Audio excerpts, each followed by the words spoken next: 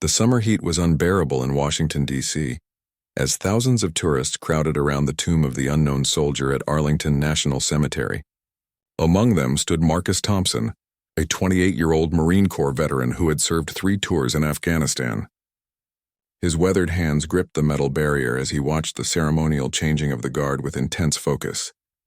Marcus had been visiting the cemetery every year since his discharge, paying respects to fallen comrades whose names were etched into the white marble headstones that stretched endlessly across the hallowed grounds. Today felt different, though. Something in his chest tightened as he observed the precision and dedication of the tomb guards, members of the elite 3rd U.S. Infantry Regiment known as the Old Guard. Standing just 20 feet away was Sergeant First Class David Chen, a Royal Guard who had recently transferred from the British Army's Grenadier Guards to serve as a military liaison at the U.S. Embassy. David had been granted special permission to observe the ceremony as part of his cultural exchange program. His sharp blue eyes studied every movement of the American Guards, comparing their techniques to the centuries-old traditions he had mastered at Buckingham Palace. The crowd murmured in hushed tones as the current guard began his 21 steps across the black mat, each footfall landing with mechanical precision. Marcus found himself counting along, remembering the countless hours he had spent drilling similar movements during his own military training. His muscles tensed involuntarily, muscle memory kicking in despite being in civilian clothes. David noticed the intense concentration on Marcus's face and sensed something familiar in the veteran's posture. Years of military training had taught him to recognize fellow soldiers, even in plain clothes. The way Marcus held his shoulders, the subtle discipline in his stance, and the respectful attention he paid to the ceremony all screamed military background. As the ceremony continued, a group of rowdy teenagers began talking loudly and laughing, completely oblivious to the solemn nature of their surroundings. Other visitors shot disapproving glances, but the disruption continued. Marcus felt his jaw clench as anger began to build inside him. This was sacred ground, a place where heroes rested, and these kids were treating it like a tourist attraction. The tomb guard continued his routine, professionally ignoring the disturbance as he had been trained to do, but Marcus could see the slight tension in the guard's movements, the barely perceptible tightening around his eyes. Even these elite soldiers were human, and the disrespect was affecting them. David watched the situation unfold with growing concern. In his experience guarding royal palaces, he had dealt with countless disruptive visitors, but this felt different. The sanctity of this place demanded respect, and someone needed to act. He glanced at Marcus and saw the same thought reflected in the Marine's eyes. Without any verbal communication, both men began moving through the crowd toward the disruptive group. Their military training kicked in automatically, each assessing the situation and formulating a response. Neither knew the other's background, but both recognized a kindred spirit in the way they moved with purpose and control. The teenagers, numbering about 6 in total, were completely unaware that 2 highly trained military professionals were approaching them. They continued their inappropriate behavior, taking selfies and making jokes about the guards' uniforms. One particularly bold teenager even mimicked the guards' rigid marching style, causing his friends to burst into laughter. Marcus reached them first, his presence alone causing the group to quiet down slightly. His 6'2" frame and the confident way he carried himself commanded immediate attention. David arrived moments later, positioning himself strategically on the other side of the group. Together, they formed an invisible barrier of military authority that the teenagers couldn't quite understand but definitely felt. The moment was charged with tension as hundreds of other visitors began to notice the developing situation. Some pulled out their phones, sensing that something significant was about to happen. The ceremonial guard continued his routine, but even he seemed aware that the dynamics around the tomb had shifted dramatically in the past few minutes. Marcus stepped forward with the quiet confidence that came from years of leading Marines in combat situations. His voice was low but carried the unmistakable authority of someone accustomed to being obeyed. "Gentlemen, you need to show proper respect here. This is a memorial to fallen soldiers." The teenager who had been mocking the guards looked up at Marcus with a mixture of surprise and defiance. "Dude, chill out. We're just having fun. It's not like we're hurting anyone." His friends shifted uncomfortably, suddenly aware that their behavior had attracted unwanted attention from someone who clearly wasn't going to be intimidated. David moved closer, his British accent adding an unexpected international dimension to the confrontation. This tomb represents the sacrifice of unknown soldiers who gave their lives for freedom. Your behavior dishonors their memory and disrespects every person who has served their country. His words were measured and precise, carrying the weight of royal protocol and military tradition. The contrast between the two men was striking, yet their unified purpose was unmistakable. Marcus, with his casual American demeanor but steely determination, represented the gritty reality of modern warfare. David, with his refined bearing and diplomatic background, embodied the ceremonial traditions that stretched back centuries. As the teenagers began to realize they were outnumbered and outmatched, other visitors started gathering around the confrontation. Some were clearly supportive of Marcus and David's intervention, nodding approvingly and whispering among themselves. Others seemed more interested in the spectacle itself, holding up phones to record whatever was about to unfold. The lead teenager, perhaps feeling pressure from his friends and the growing crowd, decided to escalate rather than back down. "Look, military guys, we get it. You're tough. But this is America and we have freedom of speech. You can't tell us what to do." His voice carried a challenge that both Marcus and David recognized as a direct test of their authority and resolve. Marcus felt his combat instincts surge, but years of experience had taught him the importance of controlled responses. He glanced at David and saw the same disciplined restraint in the royal guard's eyes. Without words, they seemed to communicate their next move, a silent understanding passing between two professional soldiers.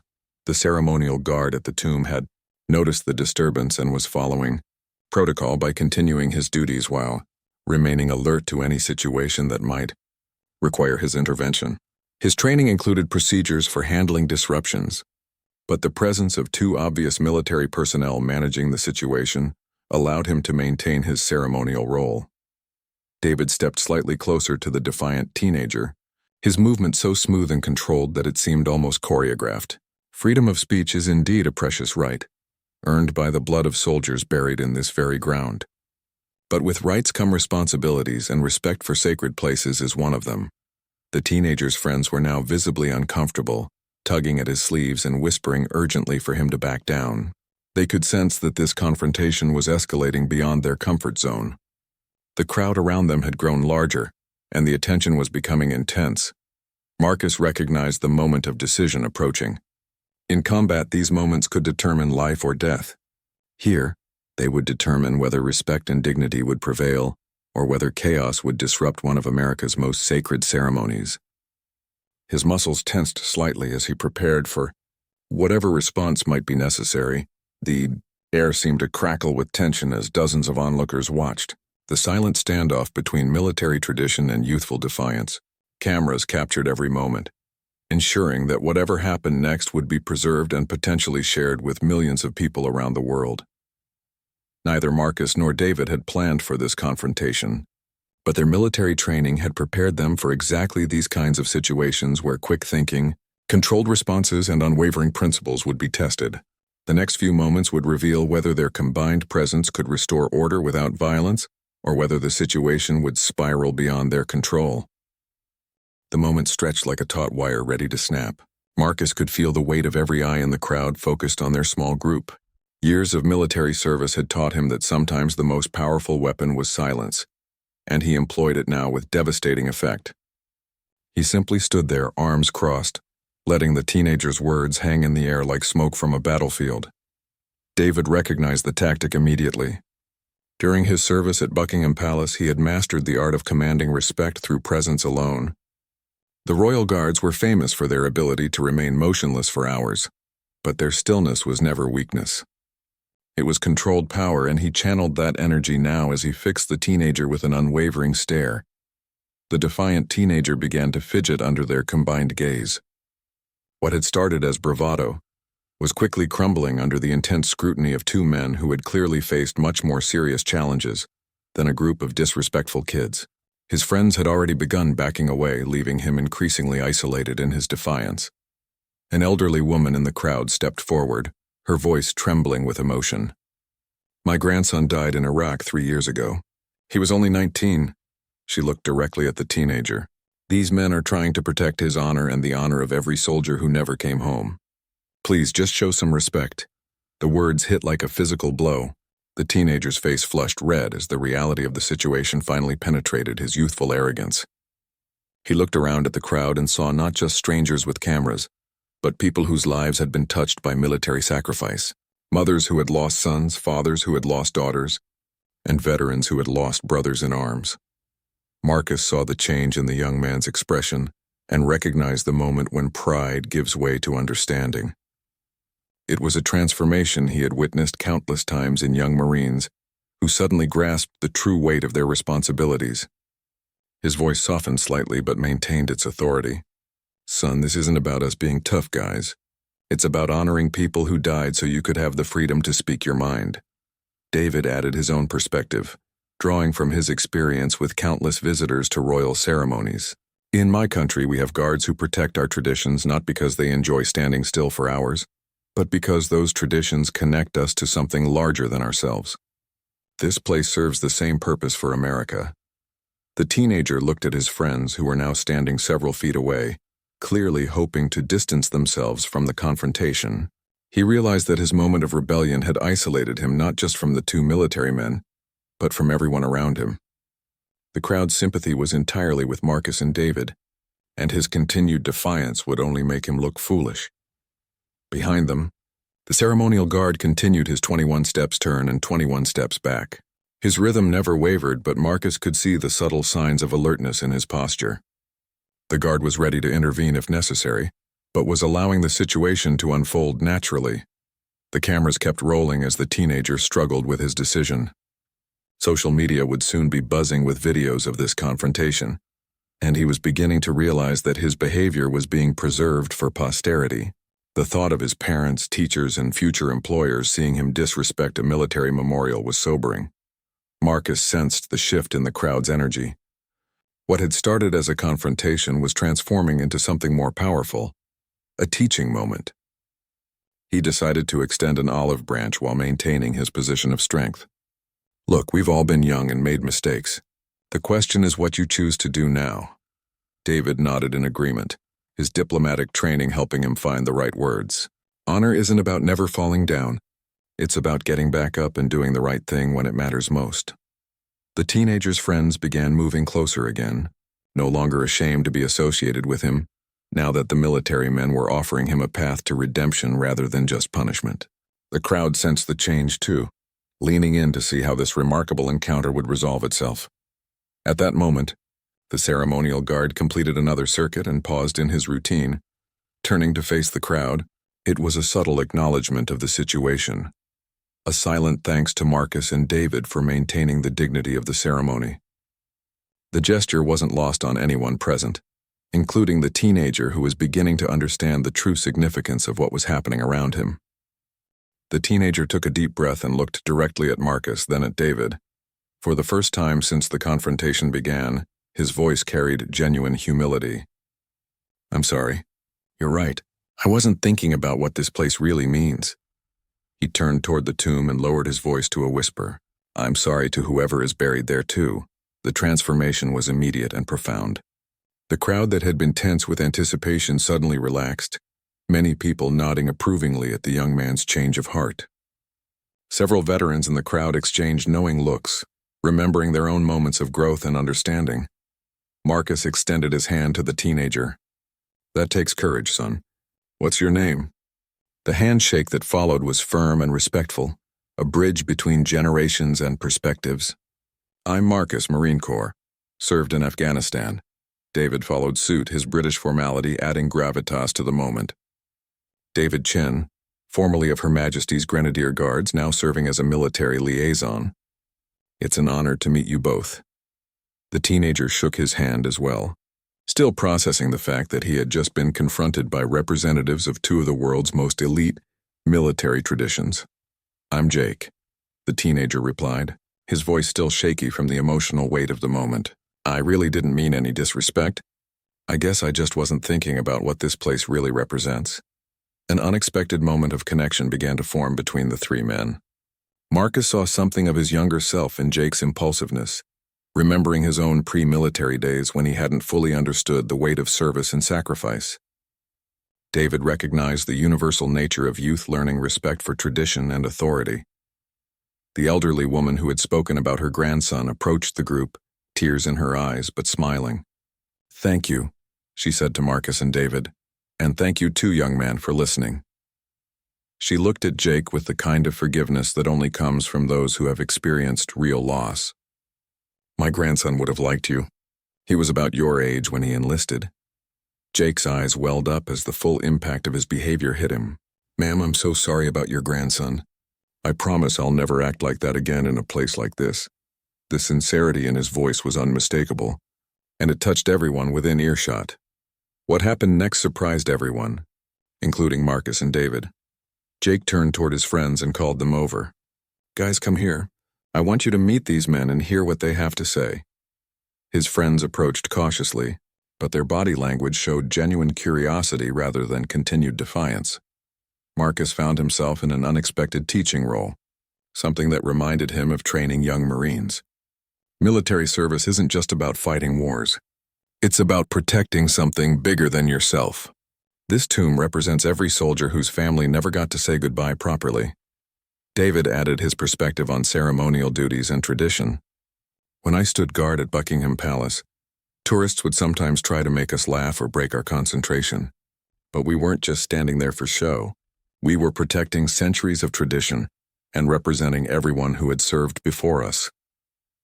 The conversation continued for several minutes, with Jake and his friends asking thoughtful questions about military service, the significance of the tomb of the unknown soldier, and the responsibilities that come with freedom.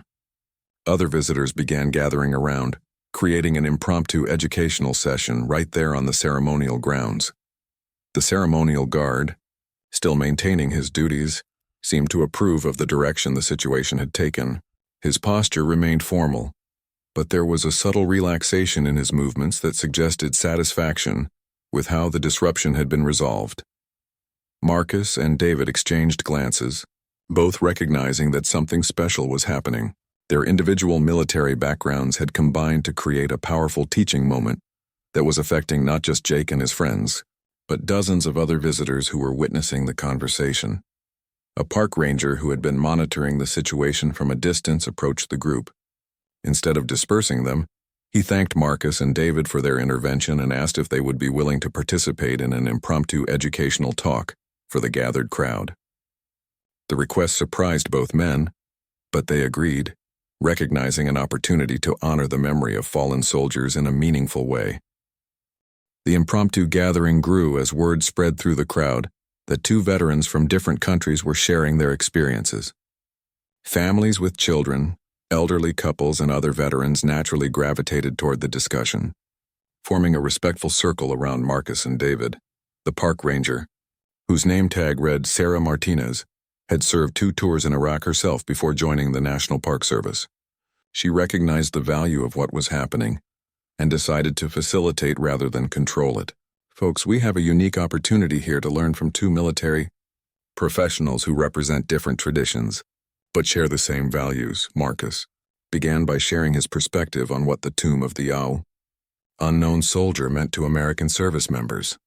"Every time I come here, I think about the Marines I served with who didn't make it home. We know their names, but these unknown soldiers represent all the families who never got closure, never got to bury their loved ones properly." His words carried the weight of personal experience, and the crowd listened with rapt attention. Children who had been restless moments before stood quietly beside their parents, sensing the importance of what they were hearing. David followed with his own perspective on military traditions and their global significance. "In Britain, we have similar memorials and ceremonies. The changing of the guard at Buckingham Palace might seem like tourist entertainment, but for us it represents an unbroken chain of service stretching back hundreds of years. Every guard who stands that post carries the honor of everyone who came before." Jake, who had started this entire sequence of events, found himself asking the first question. "How do you deal with knowing that some of your friends died while you survived? Doesn't that feel unfair?" His question was direct and mature, showing how much his perspective had changed in just a few minutes. Marcus paused before answering, his expression showing the weight of the question. Survivor's guilt is real, and it's something a lot of veterans struggle with. But I've learned that the best way to honor fallen comrades is to live a life worthy of their sacrifice and to never let their memory be forgotten. An elderly man in the crowd raised his hand. I'm a Vietnam veteran, and I want to thank both of you for what you did here today. When I came home from my war, there weren't many people who wanted to hear about service and sacrifice. It's good to see young people learning to respect what we've all been through. The comment sparked a broader conversation about how different generations of veterans had been received by society. David, as an outsider, offered an interesting perspective on American military culture and how it compared to other countries' relationships with their armed forces. A young mother with 2 small children approached the group. My husband is deployed right now and my kids sometimes forget why Daddy had to go away. Could you help me explain it to them? The request was simple but profound, and both Marcus and David immediately knelt down to speak with the children at their eye level. Marcus's voice became gentle and warm as he addressed the 5-year-old boy and 7-year-old girl. Your daddy is very brave, just like a superhero. He's helping to protect people who can't protect themselves, and that's one of the most important jobs in the world. David added his own explanation, drawing from his experience with royal protocols and public service. Sometimes grown-ups have to do difficult things to keep other people safe. Your father is doing something very special, and you should be very proud of him.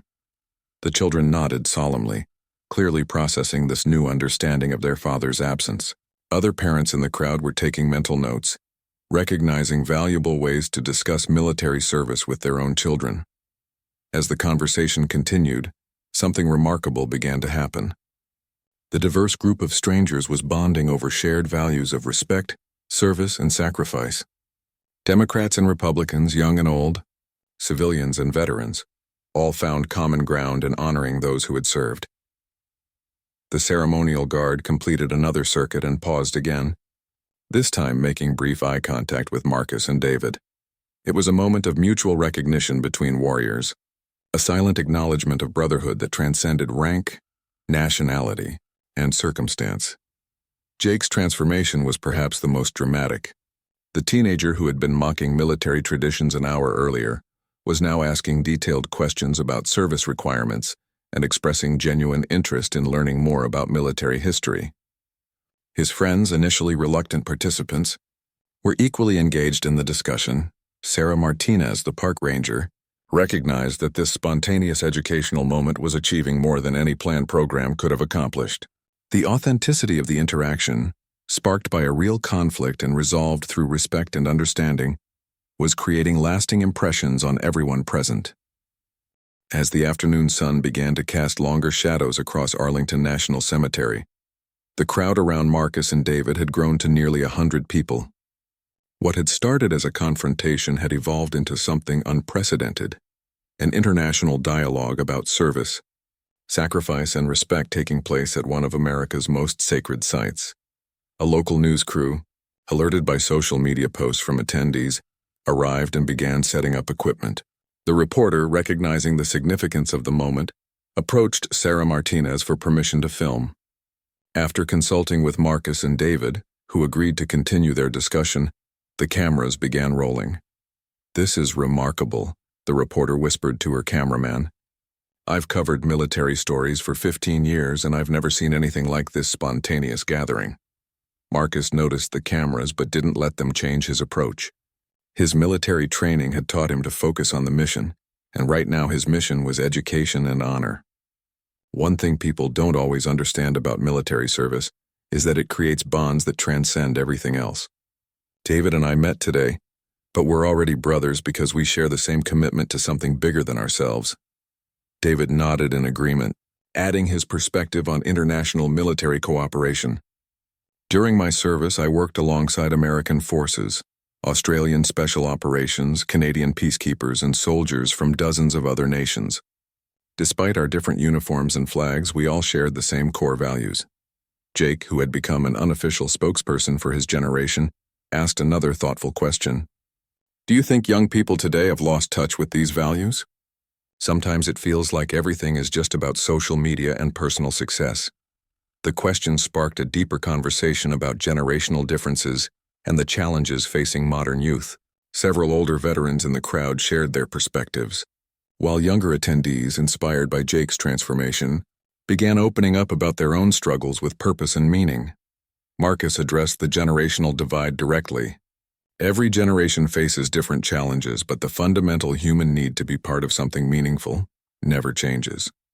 Military service is one path, but there are many ways to serve your community and country.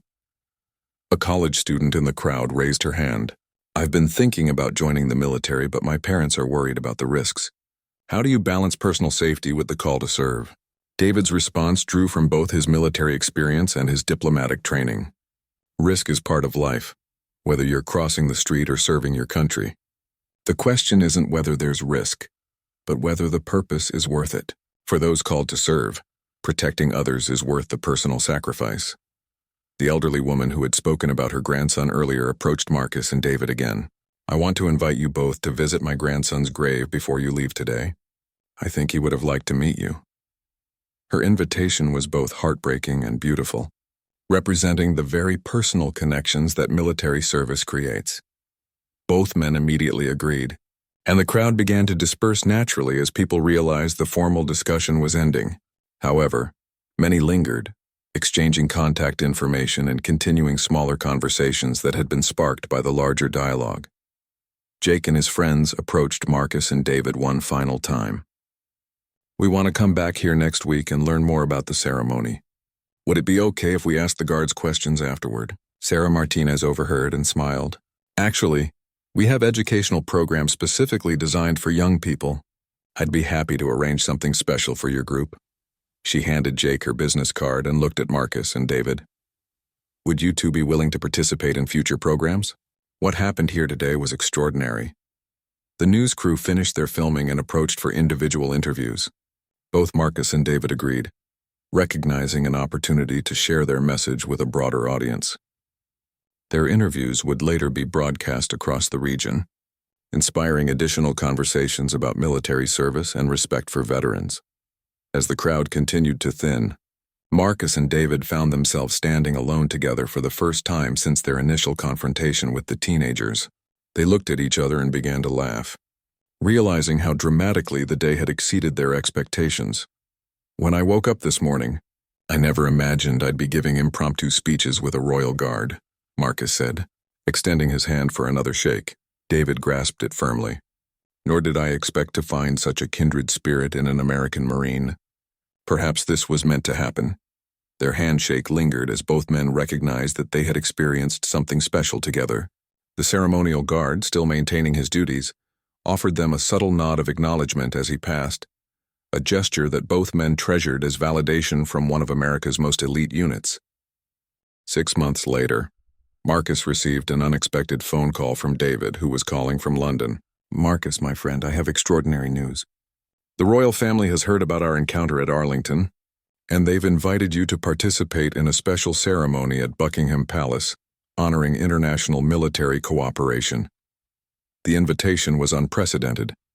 Marcus would become the first American Marine to stand guard alongside the Queen's Guard during a ceremonial changing, representing the special relationship between British and American forces. The event would commemorate the 80th anniversary of D-Day and celebrate the ongoing partnership between the two nations' militaries. Meanwhile, Jake had followed through on his promise to return to Arlington. He had become a regular volunteer at the cemetery, helping with educational programs and guiding school groups through the grounds. His transformation from disruptive teenager to respectful advocate had become legendary among the park staff. The news story about Marcus and David's encounter had been picked up by national media and eventually reached international audiences. Military academies in both countries began using it as a case study in conflict resolution and the power of military values to bridge cultural divides. Sarah Martinez had been promoted to head of educational programming at Arlington, largely based on her innovative approach to incorporating real-world encounters like the Marcus David incident into formal learning experiences. She had developed a new program called Values in Action that brought together veterans from different conflicts and countries to share their experiences with young people. The elderly woman whose grandson had died in Maguire Iraq had stayed in touch with both Marcus and David. She had started a foundation providing support to military families, with Marcus serving on the board of directors and David contributing from his position in London. Her foundation had already helped hundreds of families deal with deployment, loss, and reintegration challenges. As Marcus prepared for his trip to London, he reflected on how one moment of decision to stand up for respect and honor had changed not just his own life, but the lives of everyone who had been present that day. The ripple effects continued to spread, inspiring conversations about service and sacrifice in communities across both countries. David had used his diplomatic position to establish a formal exchange program between American and British military units. Young soldiers from both countries would spend time training together, learning about different military traditions while building the personal relationships that strengthen international alliances. The ceremonial guard, who had been on duty that day at Arlington, had been promoted and was now training new guards. He incorporated the story of Marcus and David into his training sessions, teaching young soldiers that their duties extended beyond just following protocol to actively protecting the dignity and sanctity of the sites they guarded. Jake, now 18 and preparing for college, had decided to enroll in ROTC with plans to commission as an officer after graduation. His friends, who had also been transformed by that day's events, had chosen various paths of service, some military, others civilian, but all committed to making positive contributions to their communities. On the day of the ceremony at Buckingham Palace, Marcus stood at attention beside David as thousands of tourists and dignitaries watched the changing of the guard. The symbolism was powerful, an American Marine and a British Royal Guard standing together, representing the shared values that transcend national boundaries. As the ceremony concluded, Marcus and David were presented to visiting dignitaries, including senior military officials from both countries. The brief encounter that had started with teenage disrespect at a military memorial had evolved into an international symbol of military brotherhood and the power of standing up for what is right. That evening, at a formal dinner hosted by the British military, Marcus raised a toast to unexpected encounters, to the courage to act when action is needed, and to the bonds that unite all who serve. The room erupted in applause, but Marcus and David simply looked at each other and smiled, remembering a hot summer day in Washington when two strangers had become brothers through their shared commitment to honor and respect. The story of their encounter continued to inspire people around the world, proving that sometimes the most powerful moments arise not from grand plans or official ceremonies, but from ordinary individuals choosing to do the right thing when it matters most. Their silent showdown had indeed left the crowd stunned, but more importantly, it had created lasting change in everyone who witnessed the power of military values in action.